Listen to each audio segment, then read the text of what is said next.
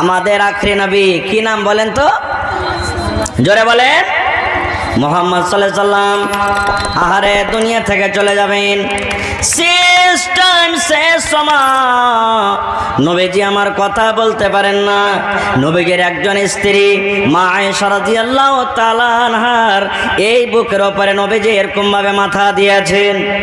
আব্দুল বারিক, আচ্ছা আব্দুল বারিক, আব্দুল হারিস, আব্দুল হারিস 1000, আব্দুল বারিক 1000। মাশাআল্লাহ, দোয়া করছি একটু পরে। এবারে বন্ধুরে আমার, দয়ার নবী মা আয়েশা রাদিয়াল্লাহু তাআলা আনহার বুকের উপরে মাথা দিয়েছেন। বারবার বেহুশ হয়ে যান, বারবার বেহুশ হয়ে যান। এই করতে করতে মুসলমান দয়ার নবী আমার দুনিয়া থেকে চলে গেলেন। হায়রা তোমার ফারুক রাদিয়াল্লাহু তাআলা আনহু তলোয়ার নিয়ে দাঁড়িয়ে গেলেন। আর দাঁড়িয়ে যাওয়ার পর বলছেন, রে আমার বন্ধুরা, রে আল্লাহর নবীর সাহাবীরা শুনে নাও, যারা বলবে আমার নবী দুনিয়া থেকে চলে গেছেন, দুনিয়া থেকে নবী মৃত্যু হয়ে গেছেন, তাকে আমি তলোয়ার দিয়ে তার গর্দান ঠানে উড়িয়ে দেব, তার আমি মাথাটা আলাদা করে দেব, ধড় আলাদা করে দেব। আমার নবী কোনোদিন মরতে পারে না। হযরত আবু বকর রাদিয়াল্লাহু তাআলা আনহু ইয়ামান শহরে ছিলেন। নবীর কথা শুনে তাড়াতাড়ি করে এবার নবীর কাছে এলেন। নবী একটা মোটা চাদর দিয়ে নবীকে ঢেকে ধরা হয়েছে। এবার দুই গালে চুমা দিলেন। হযরত আবু বকর রাদিয়াল্লাহু তাআলা আনহু নবীজির দুই গালে চুমা দিলেন। চোখ দিয়ে ঝরঝর ঝরঝর করে পানি ঝরতে শুরু হয়ে গেল। এবার দেখছেন উমার তলোয়ার নিয়ে আছে, আর উমার এলান করে দিয়েছেন নবীর ঘরের দুয়ারে উমার রাদিয়াল্লাহু তাআলা তলোয়ার নিয়ে আছেন। আর বলছেন, আজকে যে বলবে আমার নবী দুনিয়া থেকে মারা গেছে, দুনিয়াতে নবী নাই, আমি উমার তাকে জীবিত রাখবো না, তার গর্দান খানাকে উড়িয়ে দেব। হযরত আবু বকর রাদিয়াল্লাহু তাআলা আনহু এবার খুতবাতে দাঁড়িয়ে গেলেন, মিম্বারে চেপে গেলেন, খুতবা শুরু করে দিলেন। রে আল্লাহর বান্দা, যারা নবীর পূজা করো, যারা নবীকে পূজা করো, নবীর ইবাদত বান্দেগি করো, তাহলে শুনে নাও, এই আমার নবী, এই আমার নবী দুনিয়াতে নাই।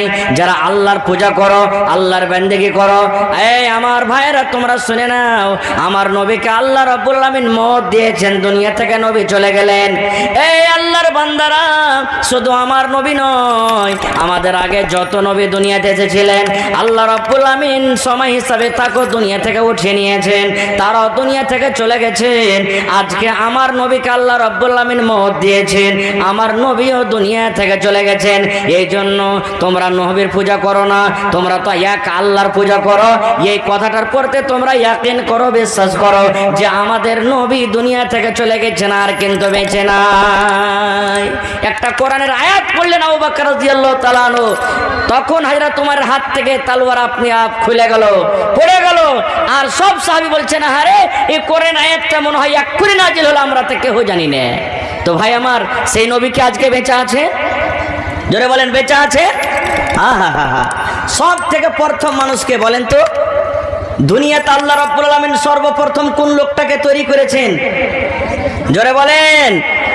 আদম আলাইহিস সালাম। সে আদমকে দুনিয়াতে বেঁচে আছে, যাকে আল্লাহ মাটি থেকে বানালছেন, বিনা মায়ে বিনা বাপে আল্লাহ নিজের কুদরতে বানালছেন। এবার আদম নবীর দু সন্তান কাবিল আর হাবিল। সুবহানাল্লাহ। ঘটনার দিকে আমরা যাব না, কিছু ঘটনা ঘটেছিল তাদের মধ্যে, ভাই ভাই লড়াই করলো। কাবিল হলো বড়, হাবিল ছোট। ও বলছে তোকে মেরে দেবো, কাবিল বড় ভাই বলছে ছোট ভাইকে মেরে দেবো। এবার কথাতে কথাতে কথাতে এবার কিন্তু ছোট ভাইকে মেরে দিলেন, মারলেন তো মরিয়ে গেলেন হাবিল মরিয়ে গেলেন। আদম নবীর দুটা বেটা, কাবিল বড় হাবিল ছোট, বড় ভাই ছোট ভাইকে মেরে দিলেন। দুনিয়ার ভিতরে সর্বপ্রথম মানুষ মারা গেছেন মানুষের মধ্যে হাবিল, তাকে মার্ডার করে দেওয়া হলো। আল্লাহর নবী বলেছেন, দুনিয়াতে কিয়ামত পর্যন্ত যত লোক মার্ডার হবে, বিষ খায়া মারা যাবে, ফাঁসি দিয়ে মারা যাবে, আমার ভাইরা বোমে মেরে দেওয়া হবে, গুলিতে মেরে দেওয়া হবে। কিয়ামত পর্যন্ত যত লোককে মার্ডার করা হবে, দয়ার নবী এলান করে দিয়েছেন, সর্বপ্রথম গুনাহ, সর্বপ্রথম পাপ, সর্বপ্রথম গুনাহ আল্লাহ রাব্বুল আলামিন আদম নবীর সন্তান, বড় সন্তান কাবিলের ঘাড়ে আল্লাহ রাব্বুল আলামিন প্রথমে চাপাবেন। তারপরে যে মার্ডার করনেওয়ালা হবে আল্লাহ রাব্বুল আলামিন তার ঘাড়ে পরে চাপাবেন। তাহলে দুনিয়ার ভিতরে সব থেকে আগে মানুষের মধ্যে যে মারা গেছেন, দুনিয়া ছেড়ে চলে গেলেন, তার নাম হলো হাবিল। এবার ভাই মরে গেল, বৈশা কাঁদছেন, আল্লাহ মেরে তো দিলাম, কেমন করে মাটি দিব? মানুষ তো তখন মরেনি যে মাটি দেওয়ার নিয়ম কারণ জানবে। কেমন করে মাটি দিব আল্লাহ, কেমন করে মাটি দিব? এর আগে মানুষই মরেনি, কেমন করে মাটি দিতে হয় ও তো জানে না। কাঁদছে বসে বসে। আহারে, আজকে যত লোক এখানে বসে আছি আমরা, জানাজার টাইম হয়েছে ভাই, জানাজার নামাজ পড়তে চলে যাচ্ছি। জানাজার নিয়ম জানি না, জানাজার তারিকা জানি না। কবর খুঁড়তে দেখবেন গ্রামে একটা মাইয়া থেকে যায়, ওই একটা থেকে দুটা লোকই কবর খুঁড়তে জানে, বাকি লোক জানবে না খুব। হ্যাঁ, ওর বাপটাকে পেঠা, মোড়লকে বলে দে মোড়ল, হয়ে কাকে পেঠাবি পেঠা না। কবর খুঁড়তে আমরা জানি না খুব। গোসল করাবে যখন পালা আসবে, আরে অমুক লোকটাকে ডাকনা, ওই তো সবকে গোসল করিয়ে বেড়াই। গোসল করার আমরা তারিখে জানি না খুব। আমরা মুসলমান, চোখে চোখে দেখাও। ভাই আমার তো কাবিল কাঁদছে, আল্লাহ রাব্বুল আলামিন দুটা পাখিকে পাঠিয়ে দিলেন আসমান থেকে। ওই পাখি এসে কাবিলের সামনে লড়াই ঝগড়া করতে করতে করতে উয়াকে মারে উয়াকে মারে, এই করতে করতে এক পাখি আর এক পাখিকে মার্ডার করে দিল, এক পাখি আর এক পাখিকে মেরে দিল। এবার কাবিল কিন্তু সব চকচক করে দেখছেন। এবার মেরে দেওয়ার পর যে পাখিটা আর এক পাখিকে মারলো, নিজের ডানা দিয়ে নিজের পা দিয়ে হেঁচড়ে হেঁচড়ে হেঁচড়ে হেঁচড়ে এবার অন্য পাখি যেটাকে মেরেছে তাকে দফন করে দিয়ে চলে গেল। এবার কাবিল জানতে বলেন, আল্লাহ রে, একটা পাখি অন্য পাখিকে যদি দফন করতে পারে, আল্লাহ আমি তো হলাম মানুষ, আল্লাহ তুমি আমাকে জ্ঞান দিয়েছো, আমাকে বুদ্ধি দিয়েছো, হাত পা চোখ সব দিয়েছো, আল্লাহ কেন আমি মানুষকে দফন করতে পারবো না? তাইলে ভাই, যদি আপনাদেরকে কেউ প্রশ্ন করে দেয়, এই ভাই মুসলমান, একটা প্রশ্ন থাকলো, দুনিয়ার ভিতরে সব থেকে আগে যে মানুষটা মারা গেছে ওর নাম কি বলতে পারবে? ওর নাম কি? জোরে বলে। হ্যাঁ, আরেকটা কথা শুনেন ভাই, मेरी माँ बहनों, जो आप हजरात भाग रहे हैं, नहीं भागे। उत्तर प्रदेश यूपी से आए हुए आदिल चतुर्वेदी मौजूद हैं, जो उर्दू में तकरीर करेगा। मुफ्ती सोहराब से भी बड़े चतुर्वेदी हैं, बड़े जानकार हैं। इसलिए मेरी माँ बहनों, भाइयों, बुजुर्गों से गुजारिश है कि अभी कुछ देर के बाद ही मौलाना आदिल चतुर्वेदी, जो यूपी उत्तर प्रदेश के इटावा जिले से तशरीफ लाए, उर्दू में सूर लगाकर बहुत मजेदार तकरीर करेंगे। इसलिए आप ना जाए। मेरी माएँ, जो बिहारी माएँ आई हुई है, शेखो सैयद खान, पठान, राइल, मंसूरी, अंसारी, शेख सैयद, सब लोगों से गुजारिश है कि आप हजरात रुक जाए, ना जाए। मेरी माएँ, उर्दू में तकरीर होने वाला है जबरदस्त, जो यूपी से आए हुए हैं, मौलाना आदिल रियाज।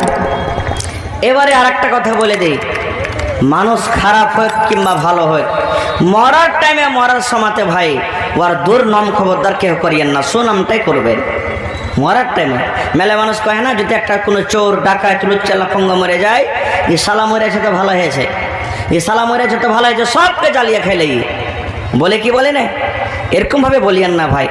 ওর পাপ যা করেছে দুনিয়া থেকে যা করে চলে গেল, ভালোই নামটা করেন, কারণ আপনি ওই টাইমে ওই সময়তে যেটা নাম করবেন ফেরেশতারা ওইটাই নোট করতে থাকবে। এর প্রমাণ, আল্লাহর নবী একদিন বসে আছেন, সাহাবে কেরাম নবীর সাথে আছে, একটা জানাজা কিন্তু চলে ইচ্ছে পাঞ্জর দিয়ে। জানাজা যখন চলে গেল, দয়ার রসুল বলছেন, এই সাহাবীরা, এটা কে গো? তোমরা জানো এই লোকটার ব্যবহার চরিত্র কেমন ছিল? তো সাহাবে কেরাম তার খুব নাম করলেন, হুজুর লোকটা খুবই ভালো ছিল, মুত্তাকি পরহেজগার, লোকটার ব্যবহার খুব ভালো, আমল ভালো। তো রসুল বলছেন ওয়াজাবাত। কি বললেন? ওয়াজাবাত, মানে তারপরে ওয়াজিব হয়ে গেল। বসে আছেন, আবার কিছুদিন পর আরেকটা মাইয়া তার একটা জানাজা পাঞ্জর দিয়ে হেঁটে চলে যাচ্ছে তাকে নিয়ে। এবার রসুল তার ব্যাপারে জিজ্ঞাসা করছেন, হ্যাঁ গো, এই লোকটাকে যে 2 নম্বরে ঘাড়ে কেড়ে নিয়ে যাচ্ছে লোকেরা, তো এই লোকটা কেমন ছিল, তার ব্যবহার চরিত্র কেমন ছিল? তো সাহাবে কেরাম তার খুব দুর্নাম করলেন, হুজুর আর চরিত্র ব্যবহার ভালো ছিল না, এরকম ওরকম ছিল। তো রসুল বলছেন ওয়াজাবাত, তারপরে ওয়াজিব হয়ে গেল। সাহাবায়ে কেরাম দল দয়ার নবীকে প্রশ্ন করে দিলেন, আল্লাহর নবী গো, ভালো নাম করলাম, তাও আপনি বললেন ওয়াজাবাত মানে ওয়াজিব হয়ে গেল। আর এর ব্যাপারে দুর্নাম করলাম, খারাপ নাম করলাম, তাও বললেন ওয়াজাবাত ওয়াজিব হয়ে গেল। আমরা বুঝতে পারলাম না ওয়াজাবাত মানে কি। ভালোর বেলা তো ওয়াজাবাত আর মন্দর বেলা তো ওয়াজাবাত। ওয়াজাবাত মানে কি আমরা বুঝতে পারলাম না। আল্লাহর নবী বললেন, ও আমার সাহাবীরা তোমরা শুনে নাও, যার তোমরা নাম করেছো, যার তোমরা নাম করেছো, যে লোকটার তোমরা ভালাই বয়ান করেছো, ওয়াজাবাত মানে ওয়াজাবাতিল জান্নাত, তারপরে জান্নাত ওয়াজিব হয়ে গেল, লোকটা জান্নাতের ভিতরে চলে যাবে। আর যার তোমরা দুর্নাম করেছো, ওই লোকটার পরে জাহান্নাম ওয়াজিব হয়ে গেল, লোকটা জাহান্নামের ভিতরে চলে যাবে। এই জন্য মুসলমান, যখন মানুষ মারা যাবে, নবী বলেছেন তার দুর্নাম করিও না, পারো তো ভালো নাম করো। ভাই আমার, তাইলে মত একদিন একদিনই আছে, আসবে। যেই মালাকুল মত ফেরেশতা আমাদের জান কবজ করছেন, করবেন, সব দুনিয়ার মানুষ শেষ হয়ে যাবে, কেহ আর নেই। তখন আল্লাহ মালাকুল মতকে বলবেন, মালাকুল মত আর কেহ আছে? বলবে আল্লাহর কেহ নাই, সব শেষ হয়ে গেছে, তুমি আমি আছি। আল্লাহ রাব্বুল আলামিন তখন মালাকুল মতকে বলবেন, মালাকুল মত মুত মানে এখন তুই মর, তুই এখন মরে যা। মালাকুল মত বলবেন, আল্লাহ যে কেমন করে আমি মরবো, জি আল্লাহ কেমন করে আমি মরবো? আল্লাহ রাব্বুল আলামিন মালাকুল মতকে বলবেন, মালাকুল মত রে, যেমন তুমি দুনিয়াতে মানুষের জান কবজ করেছো, ওরকম ভাবে তুমি তোমার জান খানাকে কবজ করে নাও। তাইলে বন্ধুরে, মালাকুল মত যিনি আমাদের জান কবজ করবেন, সে মালাকুল মত তিনিও বাঁচবেন না, সেও মারা যাবেন। সুনেরি আওরাকের মধ্যে একটা ঘটনা লিখছে যে সুলেমান নবী ওই ফিলিস্তিন যেখানে লড়াই যুদ্ধ চলছে, ফিলিস্তিনের মাটিতে একদিন বসে আছেন, গল্প সল্প করছেন। আর ওই দেশেরই একটা লোক সুলেমান নবীর পাঞ্জরে কিন্তু বসে আছেন, গল্প করছেন নবীর সাথে। এবার একটা লোক মানুষের রূপে সুলেমান নবীর কাছে চলে গেছেন। আব্দুল মালিক মুজাহিদ লিখছেন সুনেরি আওরাকের মধ্যে যে সুলেমান নবী ফিলিস্তিনের মাটিতে বসে আছেন। আমাদের হিন্দুস্তান থেকে ফিলিস্তিন অনেক দূরে, নাকি আছে না নেই? অনেক দূরে আছে। তো গল্প সল্প করছেন লোকটা। এবার একটা লোক ওর কাছে চলে গেল, সালাম কালাম করে ওখান থেকে চলে গেলেন। এবার সুলেমান নবী পাঞ্জরে যে লোকটার সাথে গল্প করছিলেন, তাকে বলছেন, এই যে লোকটা এখন আমার কাছে এসেছিল, একে তুমি চিনো? বলছেন, না, এলাকাতে কোনোদিন দেখিনি, আমাদের এলাকার মতন তো মনে হয় না, জীবনে কোনোদিন দেখিনি। এবার সুলেমান নবী তখন বলছেন, আরে পাগলা, এটা হলো মালাকুল মত, আল্লাহর ফেরেশতা আজরাইল আমার কাছে এসে চলে দেখা করার জন্য। বলছে, তাই না? তো হ্যাঁ। লোকটার দিলে ডর হয়ে গেল। যে সুলেমান নবীকে বলছেন, আমি আর এখানে থাকবো না। বলছে, কেন? বলছে, আমাকে হিন্দুস্তানের মাটিতে পাঠিয়ে দেন আপনি। সুলেমান নবীর আদেশে হাওয়া না ছিল, হাওয়াকে যা বলতো তাই শুনতে। এবার বলছেন সুলেমান নবী, আমি এখানে থাকবো না, আমাকে হিন্দুস্তানের জমিতে পৌঁছে দেন, আবার লোকটা এসে কখন আমার জান কবজ করে নিয়ে চলে যাবে।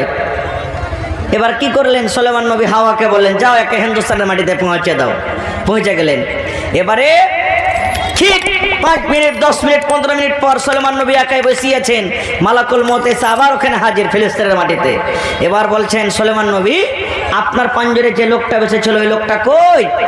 তো বলছেন যে, মালাকুল মত, তোমার ডরে, তোমার ভয়ে লোকটা হিন্দুস্তানের মাটিতে পালিয়ে গেছে, ওখানে চলে গেল, আমার কাছে আর নাই যে কখন এসে জান কবজ করবে। এবার মালাকুল মত বলছেন, সুলেমান নবী, আমি আল্লাহর তারিফ করে শেষ করতে পারি না। আল্লাহর কিভাবে আমি তারিফ করব? আল্লাহ কত বড় দয়াবান, কত বড় পাওয়ারফুল, আমি শেষ করতে পারি না। এবার সুলেমান নবী বলছেন, কেন তুমি এরকম কথা বলো, ব্যাপারটা কি? এবার মালাকুল মত বলছেন, সুলেমান নবী, আল্লাহ রাব্বুল আলামিন আমাকে আদেশ করলেন, ও মালাকুল মত, ওই সুলেমান নবীর পাঞ্জরে ফিলিস্তিনের মাটি যে লোকটা বসে আছে, এই লোকটার জান তোমাকে হিন্দুস্তানের মাটিতে করতে হবে, হিন্দুস্তানের দেশে তোমাকে করতে হবে। কিন্তু সুলেমান নবী বলছেন এটা কেমন করে মালাকুল মউত বলছেন এটা কেমন করে সম্ভব? লোকটা তো ফিলিস্তিনের মাটিতে বসে আছে, এখন 8 ঘন্টা 25 মিনিট তার হাতে টাইম আছে, আর ওর জানখান আমাকে হিন্দুস্তানের মাটিতে করতে হবে, ও অত দূরকার রাস্তা কেমন করে এই জায়গাতে আসবে? এইবারে মালাকুল মউত বলছেন, ও সুলেমান নবী, আমার ডরে আমার ভয়ে যে লোকটা আপনার কাছ থেকে হিন্দুস্তানের মাটিতে চলে গেছেন, ওরে আল্লাহ, আমি তার জান কবজ করে আপনার কাছে আমি এসেছি দেখার জন্য যে আমি জান কবজ করলাম, এই আপনার পাঞ্জরে লোকটা বসে আছে, ওরে জান কবজ করলাম কি অন্য লোকের জান কবজ করলাম? সুবহানাল্লাহ। এই জন্য তো আল্লাহ বলছেন আইনা মা তাকুন ইউদরিকুমুল মউত, যেখানে তুমি থাকো না কেন, দুনিয়ার কোন কোণাতে থাকো কেন, মত তোমার কাছে পৌঁছবে। যে ভাইরা আমার বলেন, ভাইরে জোয়ানি কালে মরবো না বুড়াতি কালে মরবো, তাদের জন্য একটা আপনাদের সামনে ওয়াকিয়া বলছি। একটা বাংলা কিতাব আছে আমার কাছে, গল্পর মাধ্যমে জ্ঞান, গল্প করতে গেলে জ্ঞান বাড়বে। এই চকচর হাতে চায়ের দোকানে বসে যে আমরা শরীয়ত বিরোধী গল্প করছি, এগুলা গল্প নয়, গল্প করতে গেলে জ্ঞান বাড়বে। মায়েরা খালারা ভালো করে শুনেন, কেমন জ্ঞান? এক আল্লাহওয়ালা মুত্তাকি পরহেজগার লোক, তার কাছে মালাকুল মউত চলে এসেছে মানুষের রূপে। আসার পর তখন বলছেন, ওর বয়স কিন্তু ঠিক 20 বছর 25 বছরকার বয়স, একবারে কড়কড়ে জোয়ান হয়েছে। আসার পর বলছেন যে ভাই, তুমি আল্লাহর ইবাদত বান্দেগি করছো, করো, ভালো কথা, কোনো মানা নাই, কিন্তু ভাইরে তুমি যখন মরবে তো তোমার মরার কিছুদিন আগে একটা চিঠি আসবে, যখন তুমি চিঠিটা পাইবে তো মনে করে লি এখন আর দুনিয়াতে বাঁচবো না, মরে যাব। এবার লোকটা তখন বলছে যে আল্লাহ, এই লোকটা আমার কাছে আইসে আমাকে চিঠি দিবে মরার আগে, আর আমি তখন মরবো, তো এত কষ্ট করে নামাজ রোজা দান ধ্যান করার কি দরকার? দুনিয়ার যত পাপ সব করতে লাগলো, যত পাপ সব করতে লাগলো, যে মরার আগে একদিন আসবে চিঠি, তখন তওবা ইস্তেগফার করব, আল্লাহ মাফ করে দিবেন।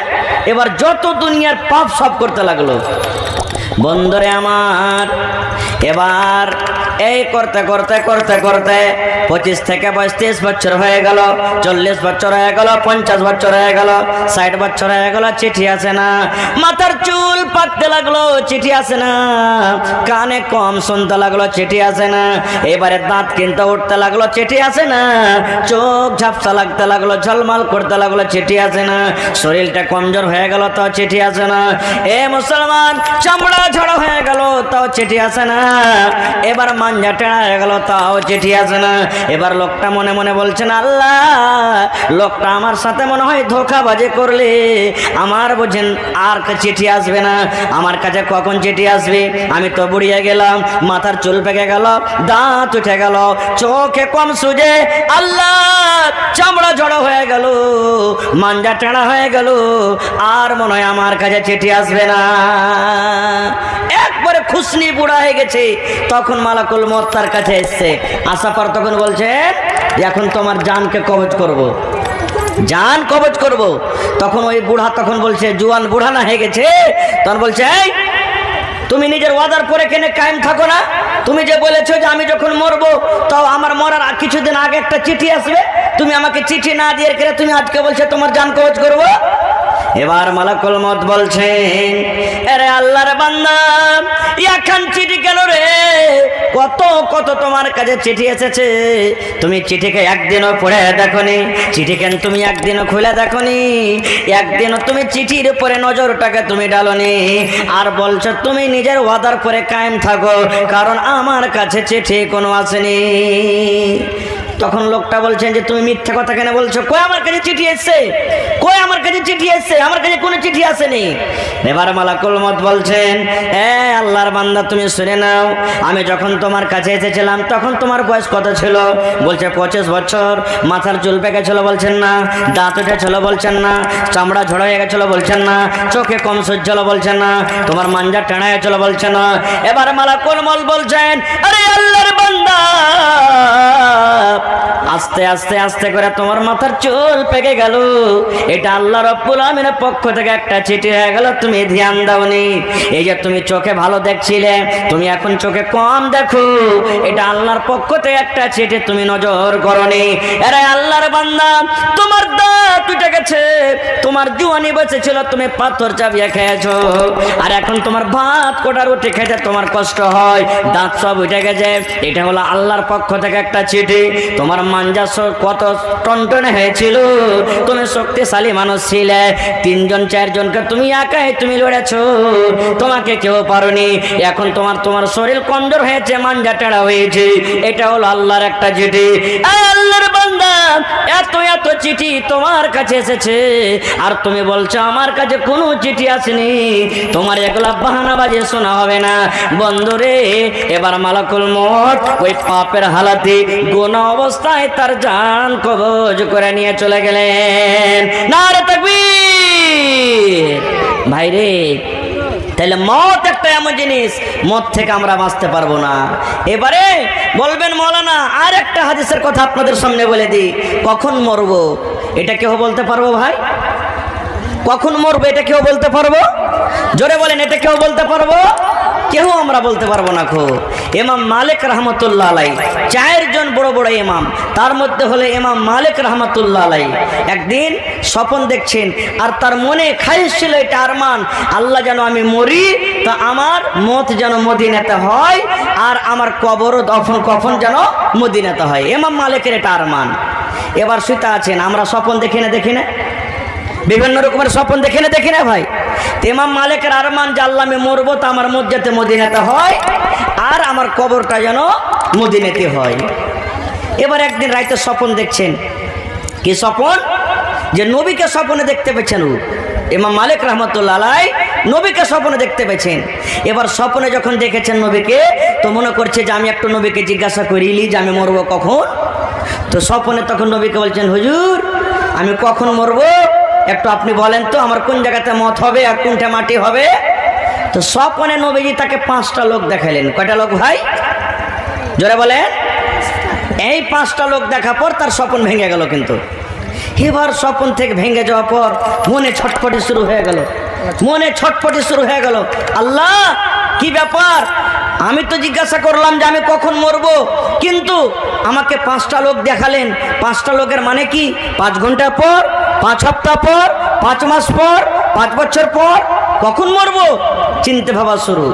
ওই যুগে একজন ইমাম ছিলেন ইবনে সিরিন রহমতুল্লাহ আলাই, নিজের গোলামকে বললেন, চাকরকে, যাও ওই ইমাম সাহেবকে তুমি জিজ্ঞাসা করে এসো যে স্বপনটার মতলবটি মানে কি। স্বপনের তাবির করতে পারতেন, কিন্তু হ্যাঁ তুমি বলিও না যে স্বপন